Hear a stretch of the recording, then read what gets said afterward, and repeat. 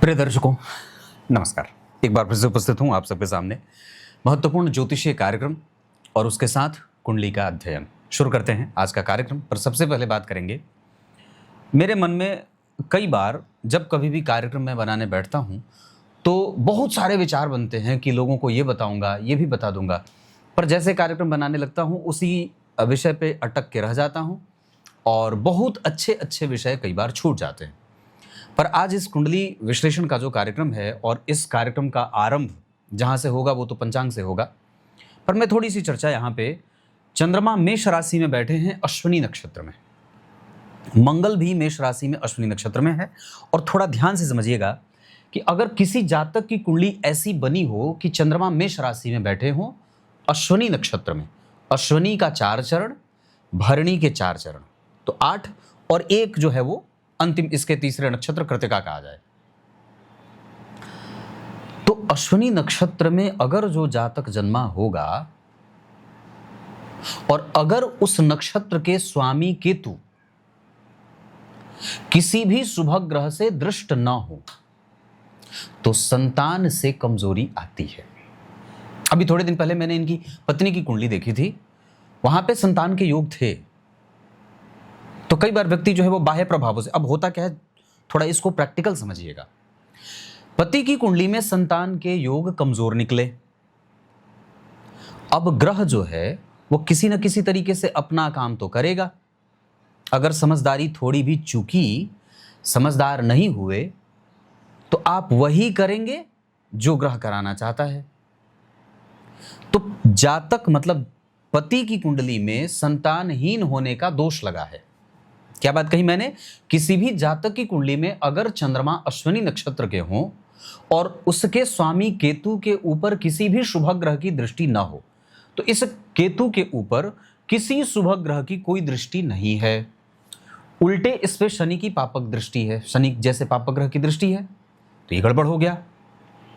और क्या कहा कि अगर चंद्रमा जन्म कुंडली के अष्टम भाव में बैठे हों तो कई बार, कितनी अच्छी और विलक्षण बात है, लिखते हैं शास्त्रकार कि कई बार पत्नी संतान पैदा करने के लिए राजी नहीं होती और यही हो रहा है। या उसका दूसरा पहलू ये कहता है, उसके नीचे शास्त्रकार लिखते हैं, इसको फिर से मैं एक बार अंडरलाइन करता हूं, अगर चंद्रमा अश्विनी नक्षत्र के हों और उस नक्षत्र के स्वामी केतु के ऊपर किसी शुभ ग्रह की कोई दृष्टि ना हो तो ऐसा जातक संततिवान बनने में उसको दिक्कत होती है या कई बार उसे संततिहीन देखा जाता है। और क्या कहा, दूसरे शब्दों में कहा कि या तो उसकी संतति संतान पैदा करने की इच्छुक नहीं होती, और तीसरा क्या कहा, उन लोगों के बीच में शारीरिक संबंध की कमजोरी होती है, शारीरिक संबंध बने ही नहीं, बने तो कमजोर कम या ना के बराबर, जबकि विवाह जो हुआ है वो प्रेम विवाह हुआ है। हमारे जीवन में जो घटनाएं घटित होती हैं, हमें लगता है कि हम बड़े बुद्धिमान हैं, इस वजह से हम ये ऐसा कर रहे हैं या करा रहे हैं, जबकि ऐसा बिल्कुल भी नहीं है। आपके दिमाग में जो रत्ती मात्र भी संशय उत्पन्न होता है, जो विचार प्रकट होते हैं, वो सब के सब ग्रह के आरोपित हैं, ग्रह से प्रभावित है। अब जरा सोचिए कि यहां पे जो ग्रंथकार लिखते हैं ये इस कुंडली में भी लागू होता है और इनकी पत्नी की कुंडली मैंने देखी, वहां भी बात लागू हो रही है, मतलब पत्नी संतान पैदा करने को तैयार नहीं है। अब ग्रंथकार पहले लिख के बैठे हैं और ये इस कुंडली की प्रधान समस्या में से एक है। वैसे जो मेष राशि और अश्विनी नक्षत्र के जातक होते हैं बुद्धिमान होते हैं, सरल स्वभाव के होते हैं, देखने में सुंदर होते हैं, गंभीर होते हैं, अध्ययन अध्यापन में उनका मन लगता है, चिंतन उनका बड़ा ऊंचे लेवल का होता है, उनकी दार्शनिकता सामान्य दर्शन वाले व्यक्ति को समझ ही नहीं आएगी, उसकी बातें किसी भी सामान्य व्यक्ति के बस के बाहर होंगी समझना। उसका धर्म, उसका दर्शन, उसका ज्ञान, उसके विचार, उसका व्यवहार बहुत ऊपर है, और अगर किसी सामान्य व्यक्ति के पाले आप पड़ गए तो जीवन भर कष्ट होता है, क्योंकि आपकी दार्शनिकता सामने वाला समझ ही नहीं रहा है।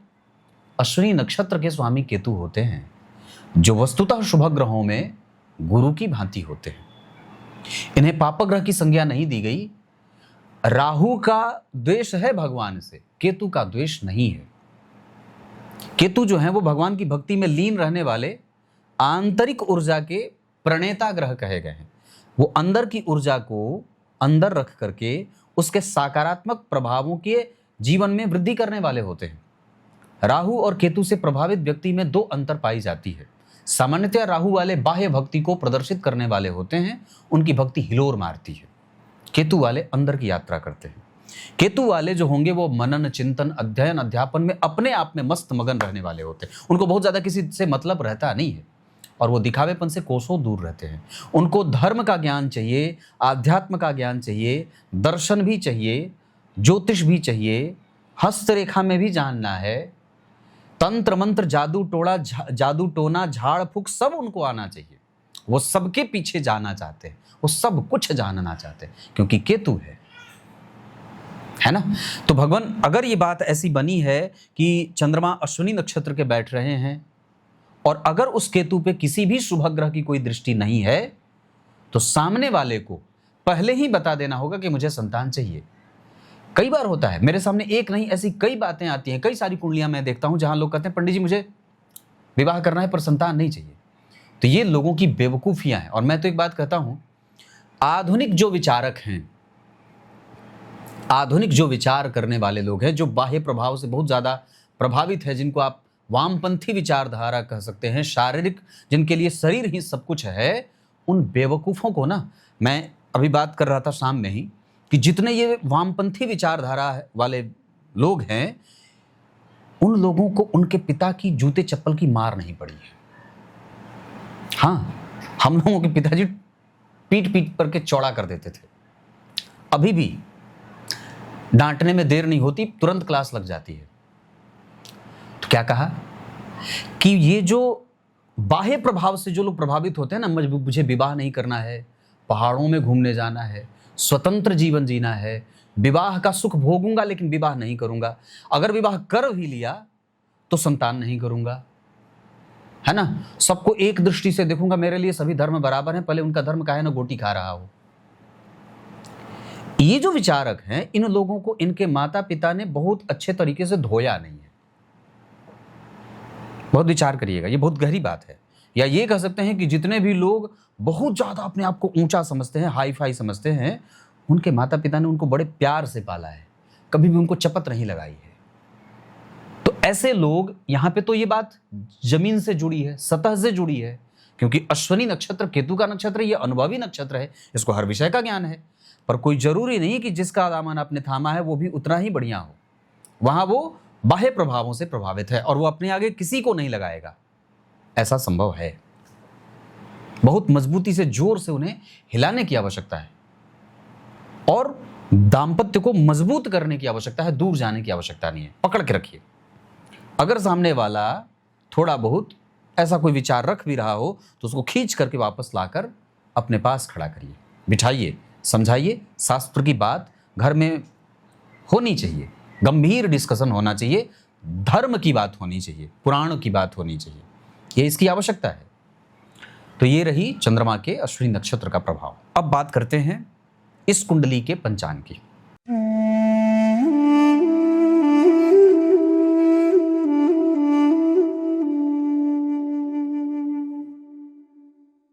अब बात करते हैं यहाँ से इनकी कुंडली के पंचांग पे। फाल्गुन माह में जन्मे जो लोग होते हैं वो प्रेम की भाषा समझने वाले होते हैं, उनके लिए प्रेम सबसे पहले सर्वोपरि होता है। और ऐसे लोग, जो मैं यहाँ पे फिर से एक बार थोड़ी सी चर्चा कर देता हूँ, चंद्रमा और मंगल का संबंध अगर कुंडली में हो जाए, या मंगल अगर जन्म कुंडली में बलवान होकर बैठे हों, या जन्म कुंडली के केंद्र पर शनि मंगल का प्रभाव होता हो, ऐसे जातक कंपनी में काम करने वाले होते हैं। इंजीनियरिंग, टेक्निकली वो बहुत स्ट्रांग होते हैं, तकनीक, कोडिंग डिकोडिंग उन्हें बहुत अच्छे तरीके से आता है, आईटी उनकी बड़ी अच्छी होती है ना, और बहुत सारे विषय के जानकार होते हैं, क्रिएटिव विचारों वाले होते हैं, क्रिएटिव मानसिकता के होते हैं। उत्तरायण में शुभ ग्रहों का बल बढ़ेगा, जिसके कारण शुक्र, गुरु, बुध और चंद्रमा, अर्थात शुक्र और गुरु और उसके बाद बुध और चंद्रमा, ये सारे ग्रह, यहाँ तक कि सूर्य भी बली होंगे, लेकिन सूर्य यहाँ चूंकि ये पश्चिम दिशा है, यहाँ वो मृत्यु को प्राप्त कर जाएंगे, क्योंकि राहु और केतु के केंद्र में आ रहे हैं। एक्सिस जो है वो सूर्य को राहु और केतु का मिल रहा है, तो ये थोड़ा गड़बड़ होगा। द्वितीय भाव में शनि जो बैठे हैं वो पंचमेश और षष्ठेश होकर के बैठे हैं, जो कई बार कड़वा बोलने वाला या गंभीर बोलने वाला लेकिन कटु बोलने वाला, या कई बार मतलब उसका कम्युनिकेशन थोड़ा सामने वाले को दुखी कर देने वाला होता है, उस पर हम विचार कर सकते हैं। हालांकि यहाँ पे 12वें भाव में मंगल, गौर करिए मैंने एक बात कही थी कि शारीरिक जो संबंध होते हैं वो बड़े ही कमज़ोर या कमतरी से होते हैं। यहाँ तो मंगल ठीक थे, लेकिन यहाँ मंगल नीच के हो जाने के कारण तो संबंध यहाँ बनेगा, बना रहेगा, विवाह टूटने के योग नहीं है, लेकिन शारीरिक सुखों में कमजोरी यहाँ नीच के मंगल दर्शा रहे हैं। उसके बाद शुक्र, अगर पति की कुंडली में शुक्र अकेले बैठे हों, मतलब नवांश चक्र में अगर किसी पुरुष की कुंडली में सप्तम भाव में शुक्र अकेले बैठेंगे तो ये कई बार दाम्पत्य की कमजोरी दर्शाते हैं। एक ठंडा ठंडा सा कम्युनिकेशन है, इसको और भी ज़्यादा गर्माहट की आवश्यकता होगी। यहाँ गुरु और शनि के साथ बैठे हैं, जहाँ पे एक संतुलित प्रेम है, तुम मुझे प्रेम दो मैं तुम्हें प्रेम दूंगा, तुमने बात बंद किया मैं पहले से बंद करके बैठी हूँ, इस तरीके का भाव, मतलब न्यायपूर्ण या कई बार अन्यायपूर्ण तरीके से संबंध आगे बढ़ रहा है, जहां प्रेम काफी दोनों एक दूसरे से नाप तौल करके कर रहे हैं। कम्युनिकेशन बिल्कुल ही ना के बराबर शून्य है, उसे और भी ज्यादा ठीक करने की आवश्यकता है, और ये ज्योतिषी नहीं करेगा, आप ही करेंगे। शुक्ल पक्ष के प्रतिपदा दिन बुधवार को जन्म हुआ है। बुधवार यानी कि बुध इस कुंडली में बुध मंगल और चंद्रमा के संबंध में है, शनि का प्रभाव है, केतु का भी प्रभाव है।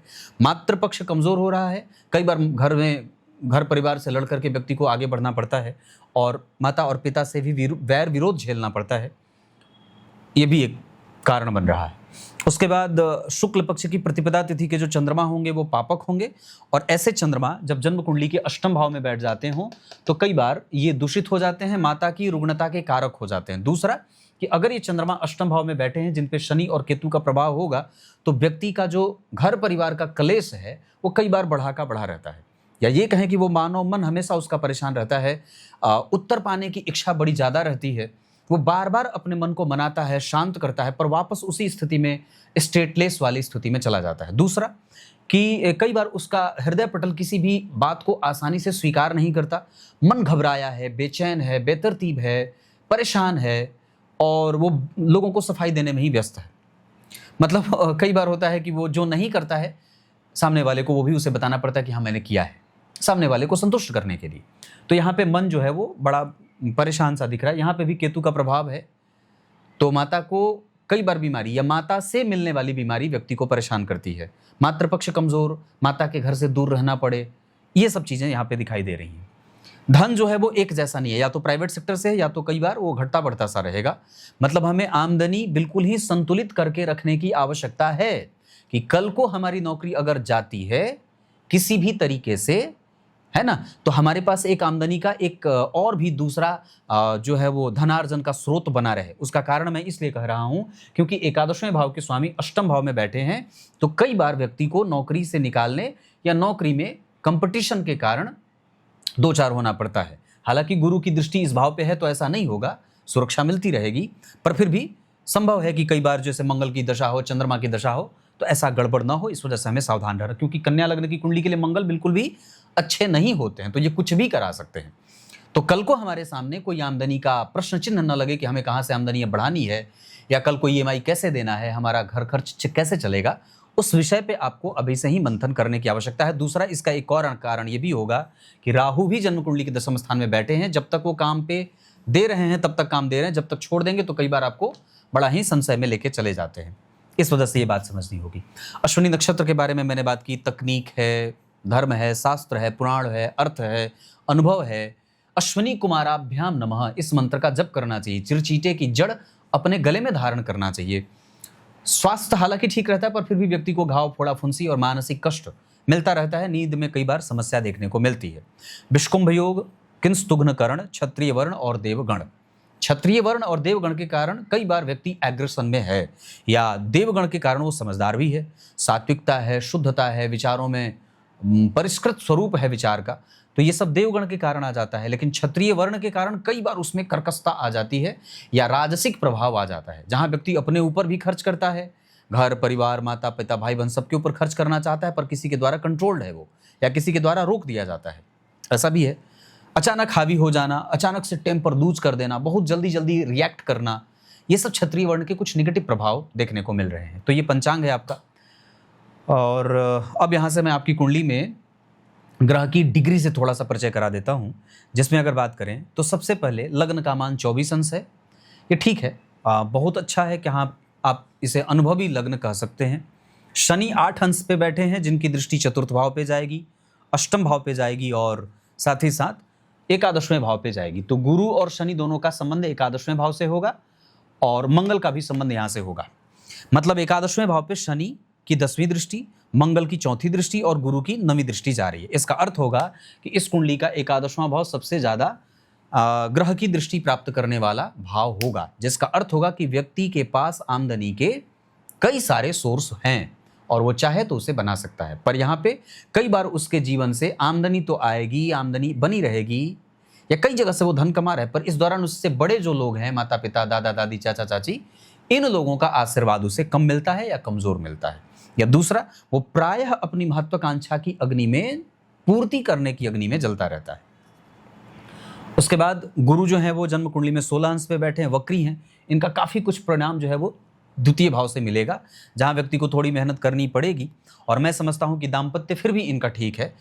तीसरे भाव में बैठे हैं तो दृष्टि से देख भी रहे हैं, तो दाम्पत्य में ना एक अलग तरीके का डिस्कशन है और वो कई बार बहुत प्रोफेशनल सा है ना। यहाँ पे गुरु और सूर्य का जो संबंध है वो दोनों अपने अपने स्तंभ पे खड़े हैं, कोई किसी के सामने विनम्र नहीं होना चाहता है, क्योंकि सूर्य यहाँ बैठ करके उसमें एक भयंकर अग्नि प्रज्वलित कर रहे हैं। गुरु उसको तनातनी वाले माहौल में लेके चले जाते हैं।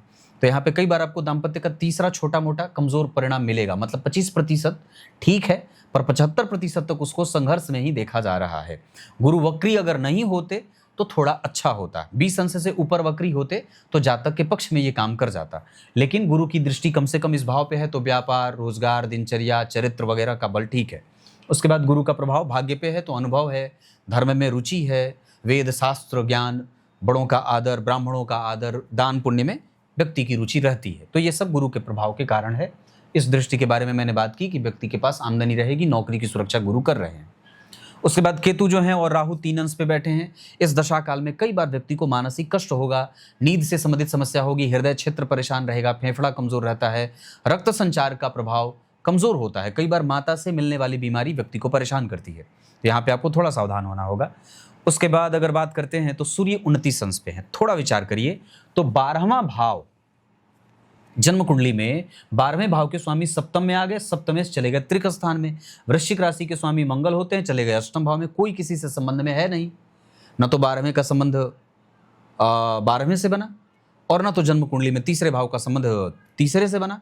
मंगल की हालांकि दृष्टि है तो कम्युनिकेशन बहुत अच्छा बनता हुआ दिखाई दे रहा है, लेकिन तीसरे भाव के स्वामी का अष्टम भाव में जाने का दुख जातक को हमेशा रहेगा, जहां व्यक्ति कई बार अपने निर्णय पे पश्चाताप भी करेगा। दूसरा कि गुरु जो है वो वक्री हैं, और एक पक्ष और भी है कि सूर्य यहाँ पे एक ऐसे अंश पे विराजमान है जहां व्यक्ति को कई बार सिद्ध करना पड़ता है, उसका आत्मविश्वास प्रश्न चिन्ह में चला जाता है ना। उसका जो कहते हैं ना कि जिस दाम्पत्य को संभालने के लिए व्यक्ति या अपने आप को संभालने के लिए सामने वाले पे विश्वास किया था कि हाँ ये मुझे संभाल ले, पर यहाँ पे सूर्य के कारण वो संबंध नजदीक आने वाला है ही नहीं, मंगल के कारण वो संबंध आने ही नहीं रहा, यहाँ पे शुक्र के कारण वो संबंध नजदीक आ ही नहीं रहा है। तो ये ग्रहों का प्रभाव है, जिसके कारण चाह करके भी व्यक्ति का दाम्पत्य बहुत ही समुचित स्थिति को प्राप्त नहीं कर पा रहा है। ये कष्ट की बात है।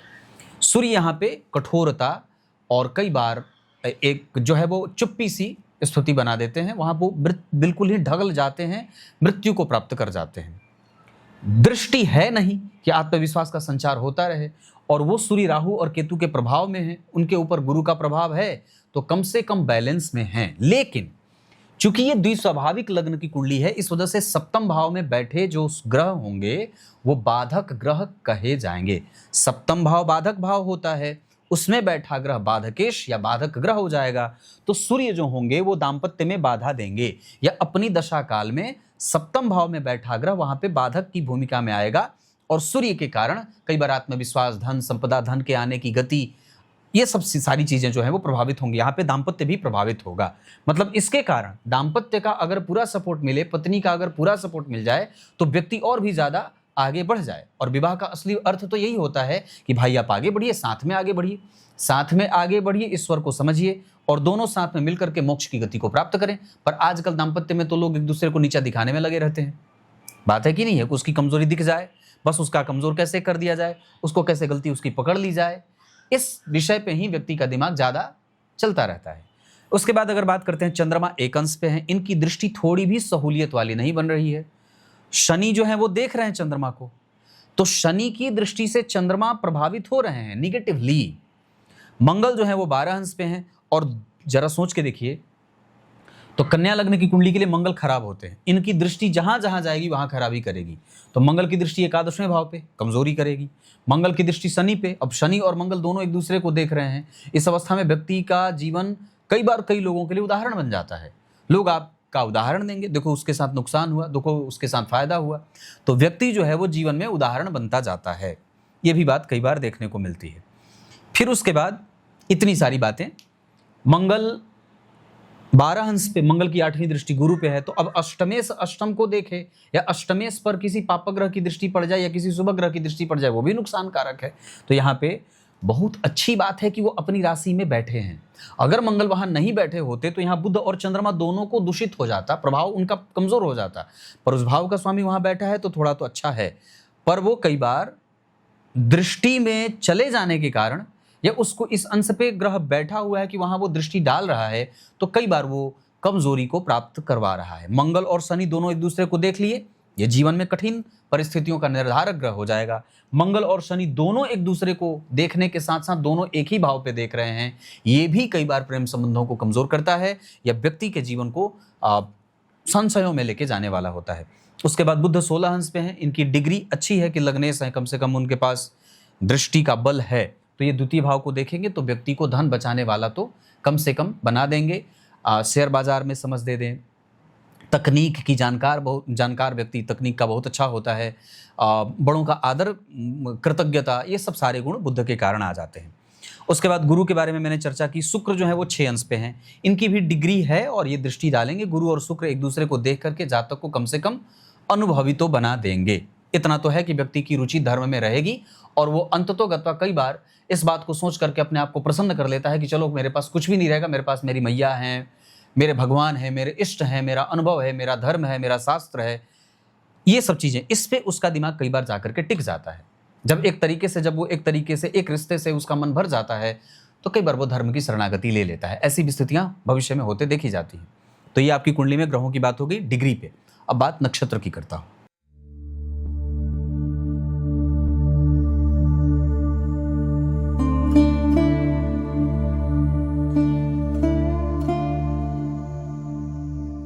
अब यहां से बात करते हैं कुंडली में नक्षत्र की। तो सबसे पहले मैंने चंद्रमा के अश्विनी नक्षत्र के बारे में आपसे जो बात कही है उसका विस्तार अगर आप देखें तो व्यक्ति का संपूर्ण जीवन अनुभवों को इकट्ठा करने में बीत जाता है और मनाने में बीत जाता है।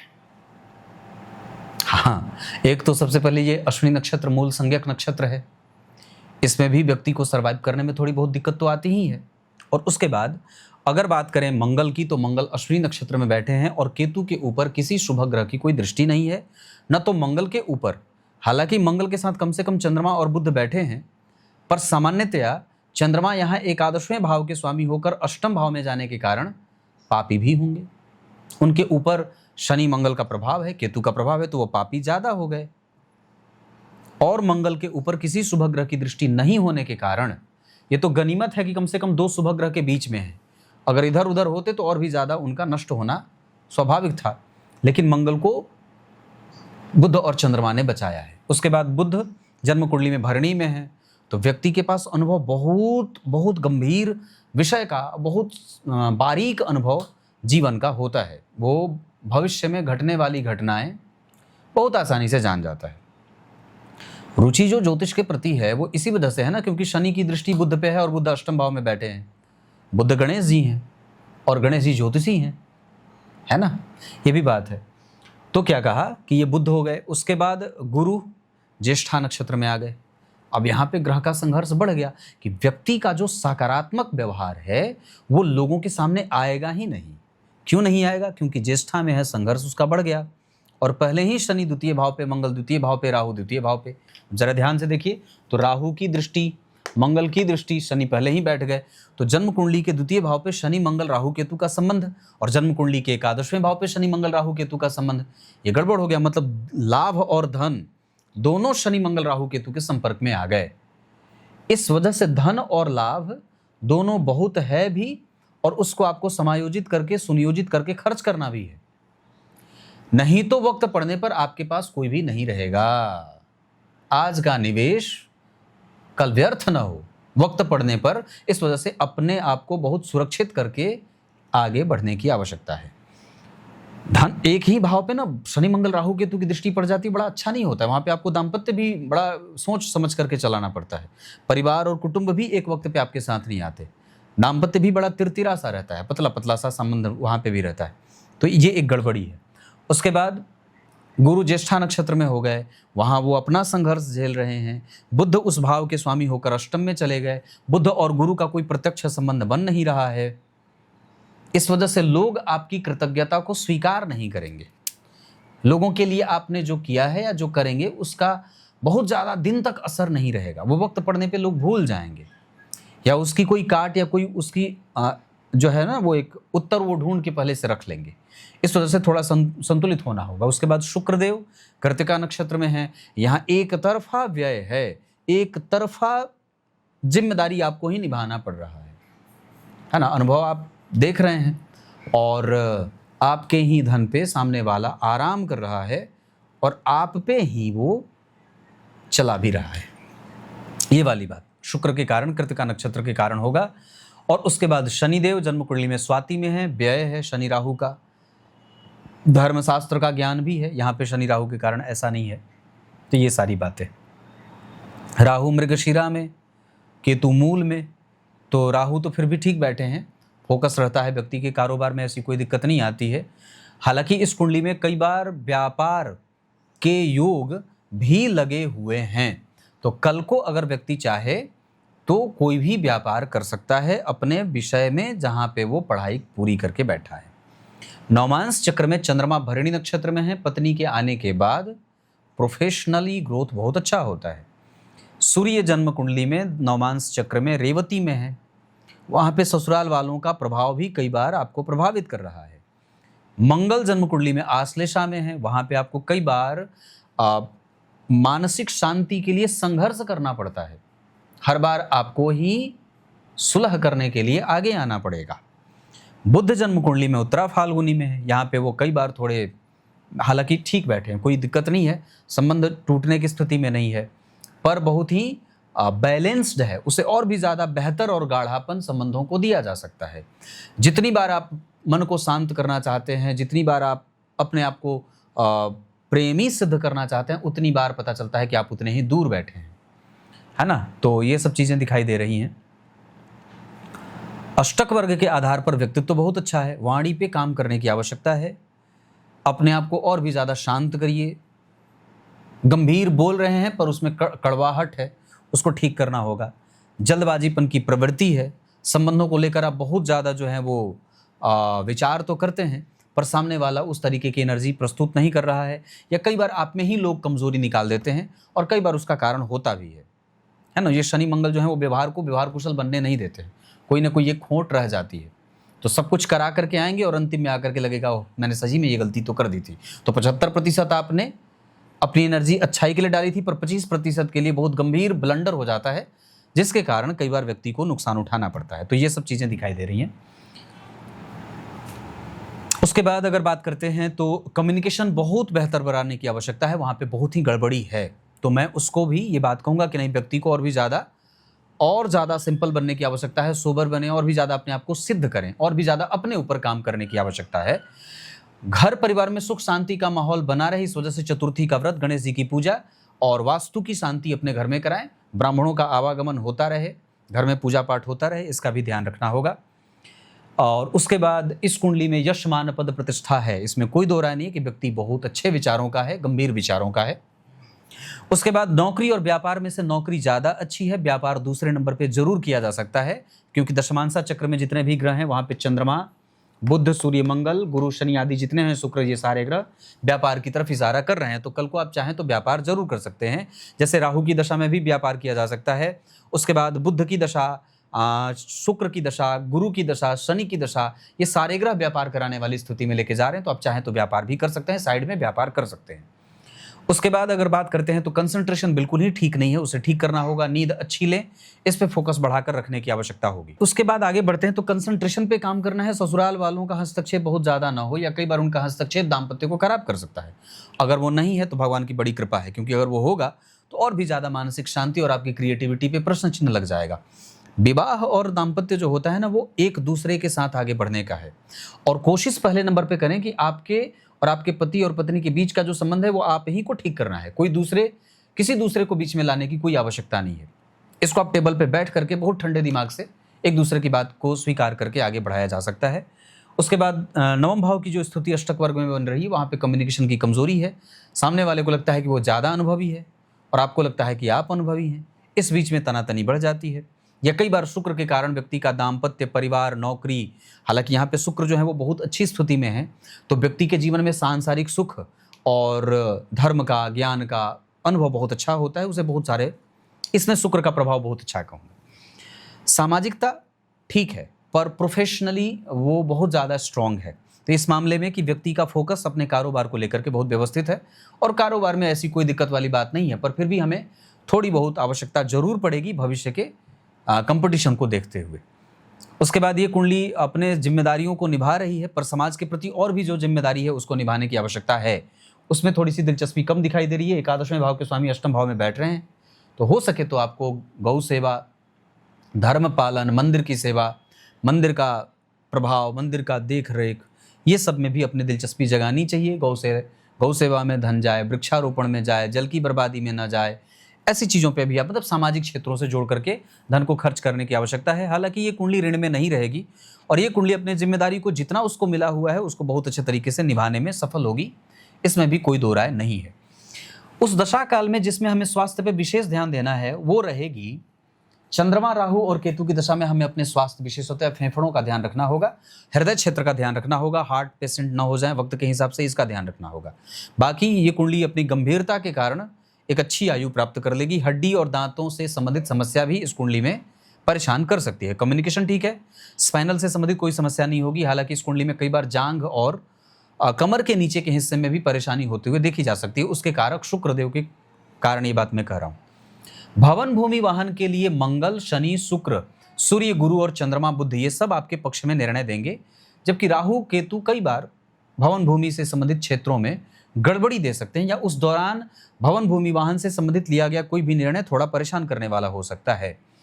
भाग्य का बल मिलेगा चंद्रमा की दशा में, शनि की दशा में, बुध की दशा में, गुरु और शुक्र की दशा में। जबकि मंगल, राहु, केतु और सूर्य की दशा में भाग्य का संघर्ष देखने को मिल सकता है।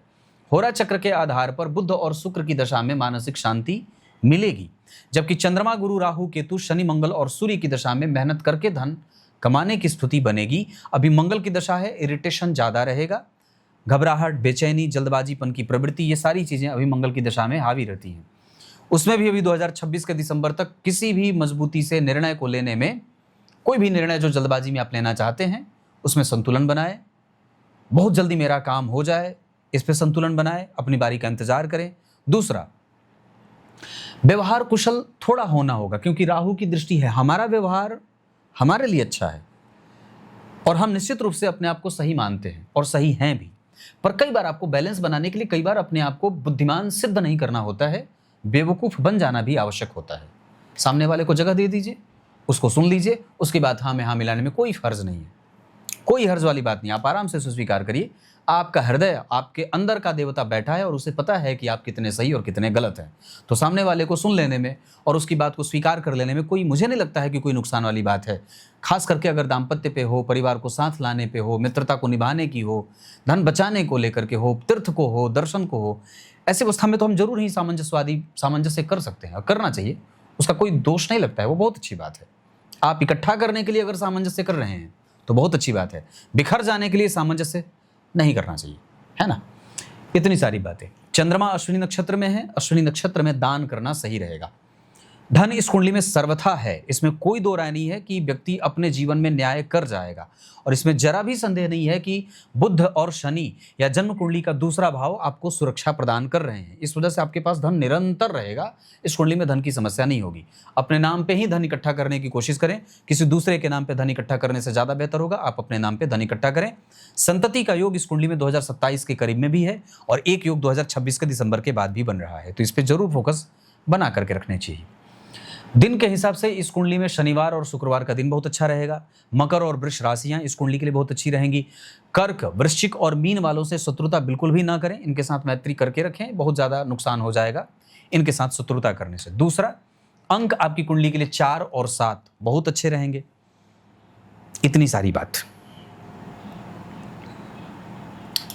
चंद्रमा से मंगल का साथ होना ये व्यक्ति को अपने पैरों पर सब कुछ खड़ा कर देना, अपने पैरों पर आगे बढ़ जाने वाला, प्रयोगवादी, प्रयोगधर्मी ऐसा बना देना और बहुत ही ज़्यादा इंटेलिजेंट जिसको कहते हैं ऐसा होता है। चंद्रमा के साथ बुध का होना इमोशनल होकर गड़बड़ करना और अपने बारे में ही निर्णय लेने के लिए किसी दूसरे के पास जाना पड़ता है। चंद्रमा से दूसरे घर में शुक्र, पत्नी के कारण मानसिक जो क्षति है वो होती रहती है। चंद्रमा से तीसरे घर में राहु, पराक्रमी और यथेष्ट मेहनत करने वाला, जहां कुछ भी नहीं है वहां से भी बहुत सारी चीजें निकाल लेने वाला। चंद्रमा से 7वें घर में शनि, प्रयोगवादी, प्रयोगधर्मी, सैद्धांतिक और शनि की 7.5 और शनि की ढैया में विशेष परेशानी का माहौल बनता है या महसूस करता है व्यक्ति। ये चीजें देखने को ज्यादा मिलती हैं। जहां व्यक्ति का घर कष्ट में है, कमजोरी में है, शांति को अशांति में देखा जाता है, ऐसा अपने ही लोग कई बार रुष्ट हो जाते हैं, शत्रु हो जाते हैं, उनको मनाने के लिए कई बार बड़ा चलना पड़ता है।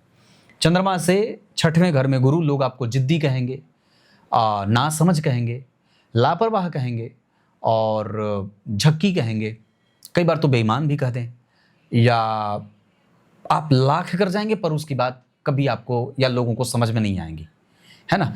या कई बार आपके जीवन में ऐसे बहुत सारे रिश्ते होंगे जिसको आप समझते रह जाएंगे, आपको कभी समझ में नहीं आएगा, है ना।